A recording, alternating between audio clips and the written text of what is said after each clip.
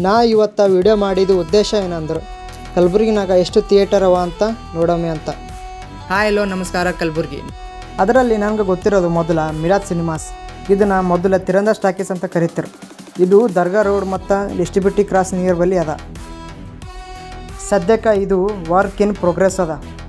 ಇದನ್ನು ಮಾಡಿಫೈ ಮಾಡಿ ನಮ್ಮ ಆಡಿಯನ್ಸ್ಗೆ ಒಳ್ಳೆಯ ವಿಜುವಲ್ಸ್ ಕ್ಲಾರಿಟಿ ಸೌಂಡ್ ಸಿಗಲಿ ಅಂತ ಮಾಡ್ಲತ್ತಾರ. ಮಿರಾಜ್ ಸಿನಿಮಾಸ್ ಆದಮೇಲೆ ನಾವು ಹೊಂಟೇವು ಮಾರ್ಕೆಟ್ ಕಡೆ.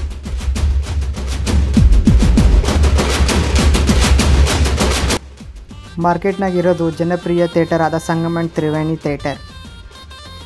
ನಮ್ಮ ಕಲಬುರ್ಗಿನಾಗೆ ಲಾರ್ಜೆಸ್ಟ್ ಸ್ಕ್ರೀನ್ ಹೊಂದಿರೋದು ಯಾವುದು ಅಂದ್ರೆ ಅದಿದೆ ಸಂಗಮ್ ಥಿಯೇಟರ್. ಈ ಥಿಯೇಟರ್ನಲ್ಲಿ 2 ಸಿಂಗಲ್ ಸ್ಕ್ರೀನ್ಗಳವ. ಪ್ರೆಸೆಂಟ್ ಇಲ್ಲಿ ಭೀಮಾ ಮತ್ತು ಮಿಸ್ಟರ್ ಬಚ್ಚನ್ ಮೂವಿ ಶೋಗಳು ನಡೀಲತ್ತ. ಇದು ಎಲ್ಲದ ಅಂದ್ರೆ ಸಿಟಿ ಬಸ್ ಸ್ಟ್ಯಾಂಡ್ ನಿಯರ್ ಅದ. ಈ ಥಿಯೇಟರ್ ಆದಮೇಲೆ ನಾವು ಹೊಂಟೇವು ಶಾಬಜಾರ್ ನಾಕಾ ಕಡೆ.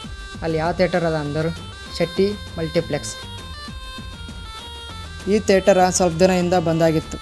ನ್ಯಾಷನಲ್ ಸಿನಿಮಾ ಡೇ ಆದ ಸೆಪ್ಟೆಂಬರ್ 26 ಮತ್ತೆ ಚಾಲಾಗ್ಯದ.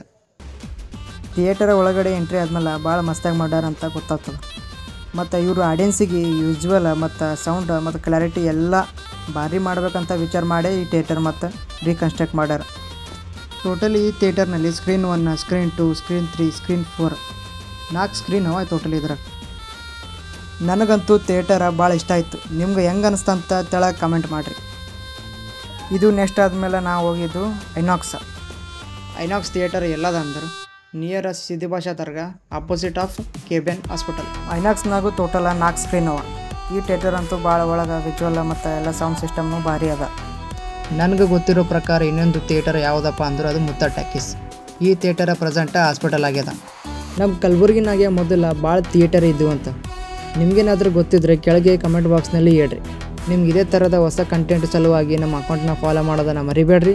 ಧನ್ಯವಾದಗಳು.